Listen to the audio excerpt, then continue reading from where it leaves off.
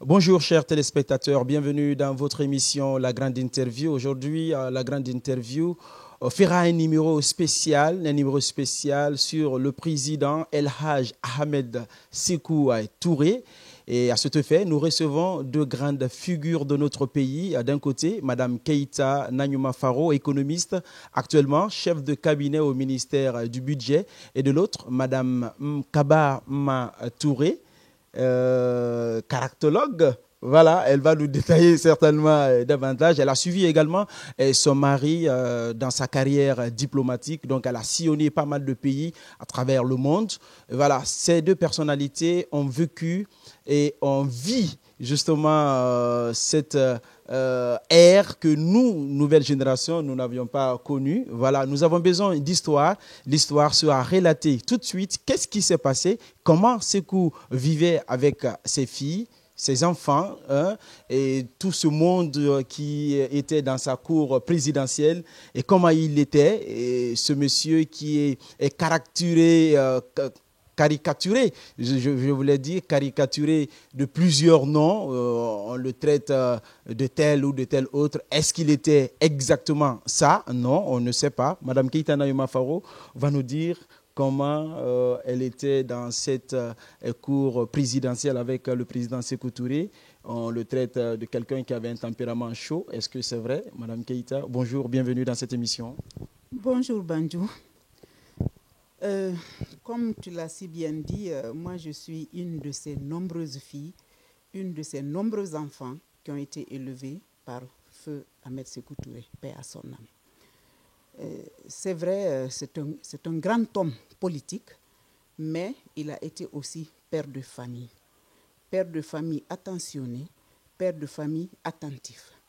C'est vrai que dans les familles, le rôle d'éducation des enfants est réparti et c'est son épouse, Tanti André, Hadja André Touré, qui assumait avec responsabilité ce rôle pour ce qui nous concerne. Mais comme il faut aujourd'hui parler de lui, je commencerai par dire que c'est vrai que c'était un grand homme d'État, donc qui n'avait vraiment pas assez de temps à consacrer à sa famille. Mais cela ne veut pas dire qu'il n'avait pas cette affection familiale. Il avait une véritable affection familiale.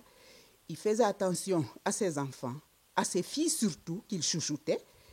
Et malgré son temps, lorsqu'il avait 5 minutes, 10 minutes, et pendant lesquelles il échangeait avec ses filles-là, il échangeait avec ses enfants, c'était très intense, parce qu'il s'occupait de tout. On pouvait parler de tout, comme un papa et ses enfants, un papa et ses filles, un papa extraordinaire, qui sort de l'ordinaire, ne serait-ce que par ce côté hautement public, étatique, continental, pourquoi pas mondial, mais vraiment il avait ce côté paternel. Je crois que... L'essentiel est dit. Hein, voilà, Sékou Touré qui était un papa attentionné, un papa qui échangeait avec ses filles. Madame Nanyuma Faro est jeune par rapport à Madame Kaba Matouré qui était aussi dans cette cour présidentielle. Vous corroborez que Sékou était ce père de famille très attentionné au-delà de de sa gestion qui était quand même pas aisée en République de Guinée. Oui, bonjour, M. Keïta. Et exactement ce que Mme Keïta vient de dire. Et le président Sékou Touré, c'était, au-delà d'être le président de la République, c'était un papa normal comme les autres papas du monde, qui surveillait les notes même de ses enfants, qui surveillait nos allées et venues pour l'école, le comportement, les gens avec lesquels, les gens qui nous fréquentaient, qui venaient nous voir. Donc, pratiquement, elle a tout dit. C'était un papa comme les autres, qui nous couvait comme il le pouvait chaque fois qu'il en avait la possibilité et le temps. Donc, c'est ça. Mais est-ce que c'était aussi ce gros malinqué qui tapait ses filles quand ça n'allait pas? Non, c'était le gros malinqué plutôt qui, dès qu'il nous regardait, le regard nous disait que ça, on a fait une bêtise. Et on comprenait immédiatement, il n'y avait pas le fouet derrière, mais avec un simple regard, on savait ce qu'il voulait dire et stop, on arrête ce qu'il n'aimait pas. C'est ça. Vous avez commencé votre cycle d'études avec le président Sékou. Comment, justement, cet apprentissage, aller à l'école, revenir, le président Sékou, qui avait un calendrier quand même très chargé, comment tout ça, ça se passait? Merci beaucoup. Comme ma sœur l'a dit tantôt, il nous surveillait dans tout ce qu'on faisait. Moi, je suis arrivée dans cette cour à l'école primaire, j'avais fini juste la 2e année, je suis venue en 3e année. Alors, comme elle l'a dit, nous étions surveillés, suivis, pas surveillés parce que, bon, il y a une nuance. Donc, nous étions effectivement suivis par lui, non seulement pour les études françaises, c'est-à-dire l'école générale, mais aussi, même sur le plan de la formation coranique. Pour la petite histoire, nous avions un cuisinier, El Hadj Montaga. C'est lui qui avait la charge de nous enseigner le Coran. Et il le faisait. Régulièrement, nous avions un emploi du temps bien élaboré par rapport à ça. Quant à l'école générale, là, on constituait un groupe. Évidemment, c'est normal que certains soient toujours plus intelligents que d'autres. Donc, il y avait aussi des maîtres qui venaient à la maison, qui nous faisaient des révisions et qui assuraient le suivi et complétaient ce qu'on ne comprenait pas à l'école. Tout ça, c'était son initiative. L'initiative avec son épouse, qui était très stricte de passage, qui assumait, comme je l'avais dit tantôt, avec grand discernement, ce rôle de tutrice, ce rôle de maîtresse de maison, ce rôle de maman. Donc, c'est elle qui était vraiment au quotidien avec nous. Mais lui, il lui arrivait de nous appeler et de poser des questions, genre voir quel est le niveau, qu'est-ce que tu comprends, et ainsi de suite. C'est ainsi que moi, à une de ces questions, pour la petite histoire de multiplication, il m'a posé la question, j'ai commencé à calculer comme on me l'a appris à l'école. Il a dit, écoute, je vais t'indiquer un chemin très court. Quand tu as quelque chose à multiplier par un nombre et où c'est à diviser, tu fais avec les dizaines. C'est comme ça qu'il a parlé. Hein? Il dit, je prends un exemple. Bon, là, je prends l'exemple. 20 fois 2. Bon, là, je peux aller 2 fois 2, ça fait 40. Il dit, mais tu peux dire, par exemple, 2 fois 1 et puis tu ajoutes 0. Bon, donc, il m'a expliqué un peu, de sorte que quand, par exemple, j'ai un nombre, un calcul à faire, je le fais très rapidement parce qu'il m'a indiqué un chemin très rapide pour faire des calculs. Quand tu prends 17 plus 13, tu as 2 dizaines, ça fait 20, et les 2 autres, ça fait déjà 10, ça fait 30, très rapidement. Donc, ça, c'est un exemple. Et aussi, un autre exemple, je commençais à avoir tendance à écrire les poèmes. Parce que là, j'étais séduite par lui à cause des poèmes. Il me dit, écoute, toi, je ne veux pas que tu écrives des poèmes. Tu vas d'abord étudier, avoir ton bac, et on verra. Peut-être que tu seras une grande économiste. Donc, déjà, j'ai été orientée par rapport à ça, bien que je n'étais pas très ce que je voulais faire. Ce n'est pas vraiment ça ce que je voulais faire.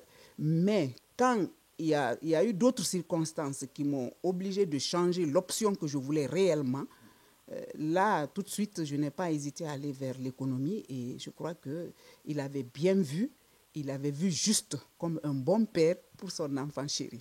Oui, parce que simplement, vous êtes en train de gérer aujourd'hui l'économie de la Guinée, de tout un pays. Donc, c'est pour dire que Sékou Touré était aussi un visionnaire. Ouais. Voilà. On va nous tourner vers Mme Kaba Matouré. Quel souvenir gardez-vous de ce monsieur quand vous étiez encore enfant? Qu'est-ce qui vous a beaucoup plus marqué? Bon, écoutez, les souvenirs sont nombreux, surtout de bons souvenirs. Et dire aussi vraiment qu'il a marqué notre jeunesse, il a marqué même notre environnement, je peux dire. Donc, je garde un souvenir vraiment d'un papa qui était attentionné, qui était là. Nous, on le voyait comme un être comme les autres papas. Et donc, tout ce que j'ai retenu sur lui nous a appris à nous gérer, à supporter les difficultés de la vie, à supporter les grands coups qu'on nous donnait Et c'est pour cette raison que nous tenons debout jusqu'à présent. Et comme ma soeur vient de le dire, même l'école, c'est lui qui a poussé tout le monde. Et évidemment, notre maman qui était aussi à côté, jusqu'à ce que chacun de nous devienne ce que nous sommes aujourd'hui. Donc lui, pratiquement, c'est lui qui nous a appris à être dur. Bon, pour la petite histoire, même pour la climatisation de nos chambres, on avait des heures données pour nous mettre au frais. Et à certaines heures, on devait éteindre les climatisations. À une certaine heure, il faut éteindre les lampes. Le robinet, comment il faut l'ouvrir, comment il faut le fermer. Quand tu ne fais pas ta toilette, il faut le faire. Bon, il y a beaucoup de choses. Donc ça m'a marqué, par exemple. Puisqu'avec ça, moi, partout où je suis passée, mon mari était gouverneur, le plus jeune gouverneur de la Guinée, plus jeune ambassadeur de la Guinée. Donc, j'étais là au fourneau moi-même. Ça ne me dérangeait pas d'aller à la cuisine. Parce que vous étiez déjà C'est ça, moi, oui, c'est ça. Donc, j'étais là au fourneau. Donc, pratiquement, ça n'a pas affecté, ça ne nous a pas vraiment fait souffrir trop de faire certaines choses. Et c'est ce qui a continué jusqu'à l'heure où je vous parle. Alors, on tient debout. Grâce à Dieu et à lui. Et à notre maman qui est là, qui aussi a joué un très grand rôle dans notre éducation. Et je lui fais un coucou et un clin d'œil. Avec toutes ces qualités que le président Ahmed Sékou Touré incarnait au niveau de sa famille, cette attention qu'il accordait à ses filles, il y a un paradoxe qui existe. Aujourd'hui, des Guinéens qui disent « Ah, il a été sanguinaire, méchant, dictateur ». Et à vous entendre, on pense que c'était un monsieur complet. Est-ce que ça ne vous fait pas chaud quand vous entendez ce genre de commentaires? Écoutez, ça me rend plutôt triste, très triste, de savoir qu'on peut penser comme ça de lui. Alors que exact, il était un homme normal qui était avec nous, comme l'a dit ma soeur. Chaque fois qu'il avait une minute à lui, eh bien, il était là, il jouait le rôle de papa, un papa affectionné, attentionné. Sinon, il avait plein de nièces, de neveux et ses propres enfants étaient là, mais il n'y avait pas une grande différence entre nous au palais. Donc, ça me rend malheureuse de voir certaines choses et de voir certains écrits. C'est dommage. Madame Keïta, Naïma Faro, vous pensez que c'est aussi dommage d'entendre tous ces commentaires qui joncent ça et là? Oui, je partage parfaitement l'avis de ma sœur. Moi, comme elle l'a dit, ça me rend triste et je me dis que c'est ne pas connaître l'homme. Parce que c'est vrai que, comme on dit, ce sont les circonstances qui déterminent certaines décisions. Ce sont les circonstances qui agissent également sur certains caractères. Là, ce qui se passait dehors et pas souvent devant nous, il est très difficile qu'on l'apprécie. Mais ça nous fait très mal quand on apprend certains propos. Puisque nous, le papa que nous avions, c'était d'abord le papa de tous les Guinéens. Souvent, quand on réclamait certaines choses, il disait non. Moi, je suis le père de tout le monde. Donc, je ne peux pas vous favoriser et laisser les autres. Ou alors, il disait, ah, si moi je fais ça pour vous et les autres, alors ça nous dérangeait. Donc, quand nous, on était avec lui et on se rendait compte de ce grand cœur, c'est-à-dire ce grand cœur ouvert à tout le monde, et qu'aujourd'hui nous apprenions autre chose, ça nous fait mal. Mais qu'est-ce que vous voulez? Ainsi va la vie. Et comme l'a dit ma sœur, c'est le lieu également de saluer les grands efforts de notre maman, Hadja André Touré. Parce qu'un grand homme, comme on le dit, se trouve toujours derrière une grande femme. Oui, c'est vrai. C'est une grande dame, une femme de chef. Elle a pleinement et conséquemment joué ce rôle. Non seulement elle a rempli son rôle de mère de famille, d'éducatrice, parce qu'elle nous a appris tout, depuis la cuisine, en passant par la couture, et la tenue, la mise du couvert, la réception des hôtes. Elle nous a tout appris, comme vous l'a dit ma sœur. Donc, dans tous ces rôles, nous sommes à l'aise grâce à elle. Et là, elle le faisait sans trop d'efforts, c'est-à-dire comme vous avez commencé tout de suite ici avec le bateau ou quoi. Non, tout a été par dialogue, sensibilisation, en souriant. C'était vraiment la joie à la maison. C'est ce que nous avons vécu. Et ça nous a appris à être solidaires, c'est-à-dire nous ont appris la solidarité, le soutien, l'union, l'écoute, parce qu'on était très nombreux là-bas et de différents horizons. C'est vrai, il y avait des étrangers parmi nous, Kenyans, Tanzaniens. Il avait tous ses enfants à la maison. C'est pour vous dire combien de fois il était panafricaniste. Pour lui, il est le papa de tous les enfants du continent africain et il a donné la preuve.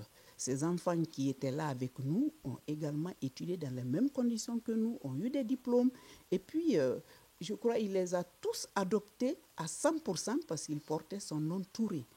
Et là, c'était évidemment grâce à sa femme. Comme vous le dites, derrière tout grand homme, il y a une grande dame. Et il a fallu ses efforts, il a fallu son acceptation que tout cela puisse se passer. Donc, pour revenir à ce qui se dit dehors, moi je me dis que c'est la méconnaissance. C'est pourquoi le devoir de chacun, pour ce qui le concerne, est d'expliquer qui était vraiment ce monsieur. Il faut que la nouvelle génération qui est là, qui n'a pas du tout vécu son ère, apprenne ce qui s'est réellement passé. Et c'est ce que, grâce à vous, nous essayons de faire. Je profite de l'occasion pour vous remercier et vous encourager à faire des recherches dans ce sens, parce que Sékou Touré est un homme tout court, un grand Guinéen, qui a fait tout pour la Guinée, qui a parfois même privé sa famille pour la Guinée. Vous avez vu comment ma soeur vous a expliqué, même le climat, comment on le gérait, parce que pour lui, les autres n'ont pas de climatiseur. Pourquoi nous, on va tant profiter? Parfois, même pour aller à l'école, on était à l'école, pas à Kaloum, en dehors de Kaloum, ils nous disaient, non, moi, quand j'étais à l'école, je tapais à pied. Je n'ai pas de chauffeur pour vous, tapez à pied, mais heureusement, notre maman était là, avec le sens maternel qui essayait de l'adoucir sur ce plan et qui nous mettait quand même dans des conditions optimum, pas extraordinaires, différentes des autres, mais qui faisait ce qu'il fallait pour que nous aussi, on soit dans certaines conditions pour pouvoir bien étudier, pour pouvoir suivre l'éducation et puis être un jour ce qu'ils ont souhaité, comme nous sommes aujourd'hui, parce que c'est ce qu'ils ont souhaité. Et c'est l'occasion également de leur remercier. On ne finira jamais de leur reconnaître ça, parce que, comme l'a dit ma soeur, nous sommes aujourd'hui ce que nous sommes grâce à ce grand couple d'hommes d'État. Sékou Touré, Ahmed Sékou Touré a été un panafricaniste. Ce monsieur qui n'a pas fait de différence entre ses enfants biologiques et ses enfants adoptifs. Il a été un grand-père, il a été un papa exemplaire, mais c'est tellement quand même difficile la gestion de la Guinée qui était à l'époque pas quand même catholique, c'était vraiment pas aisé. Est-ce qu'il arrivait des fois de rentrer en famille énervé et cela se répercutait sur vous? Ou bien il arrivait toujours à garder sa colère? Et je crois que nous, on n'a jamais senti qu'il y avait une colère dehors et que nous ayons les conséquences à la maison. Non, on n'a jamais rien ressenti. Peut-être que puisqu'on était couvés, je ne sais pas, mais en tout cas, on n'a jamais rien ressenti. Je ne pense pas. Évidemment, c'est un humain. Il avait ses humeurs aussi, il avait ses jours, il avait ses bons jours. Eh bien, figurez-vous que nous, on connaissait les bons jours et les mauvais jours. Et chez la maman et chez le papa, on savait exactement aujourd'hui, c'est le bon jour de se rapprocher, de demander quelque chose, par exemple. Et c'est ça, il était normal comme les autres. Voilà. Mais dire maintenant que comme ça ne va pas dehors, nous, on allait ressentir, non, je ne pense pas. En tout cas, à mon niveau, je n'ai rien ressenti.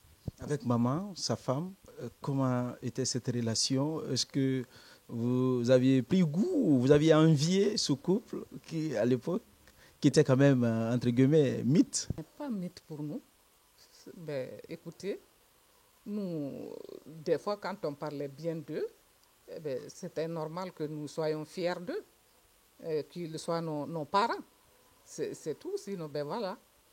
Ça a été une mère normale qui, effectivement, qui a dirigé sa petite famille, surtout les filles. On avait le programme, on avait nos programmes, comme l'a dit ma soeur. On avait des jours, par exemple, où on lâchait les domestiques, c'est-à-dire ceux qui faisaient la cuisine. Et c'est nous prenions le relais à la cuisine. Et les week-ends, on faisait le ménage comme les autres, on faisait nos chambres, on faisait tout. Donc, pratiquement, elle était là. Elle était là, elle était présente, malgré son emploi tant chargé. Mais elle était là.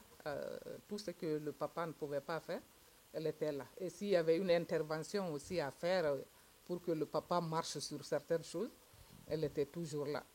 Et pour recouper un peu ce que ma soeur a dit, quand on allait par exemple à l'école, on était tenu de ramasser tous les enfants de notre âge qui étaient sur notre route pour aller à l'université. Il fallait ramasser tout ce monde pour nous serrer dans notre véhicule pour aller à l'école. Puisque pour lui, il marchait à pied quand il était petit.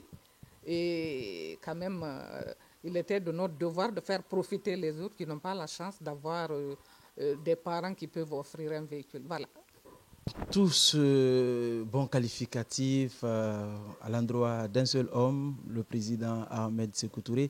Et quand quelqu'un vous donne de telle éducation, quelqu'un vous donne de telle grandeur et qu'il parte, aujourd'hui vous êtes devenu ce qu'il a voulu que vous soyez. Est-ce que vous avez le regret aujourd'hui de ne pas lui restituer tout ce que vous avez voulu? Ou est-ce que vous avez le regret d'être dans ce statut-là aujourd'hui? Et aujourd'hui, lui, il n'est pas présent, qu'il vous voie à l'œuvre en train de servir la Guinée. Ok, écoute, moi je pense qu'il n'y a pas de regret.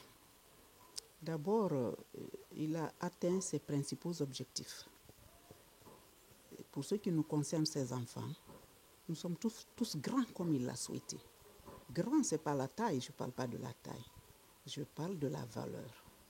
Parce qu'il a fait tout pour que nous soyons des hommes valeureux, utiles à la nation.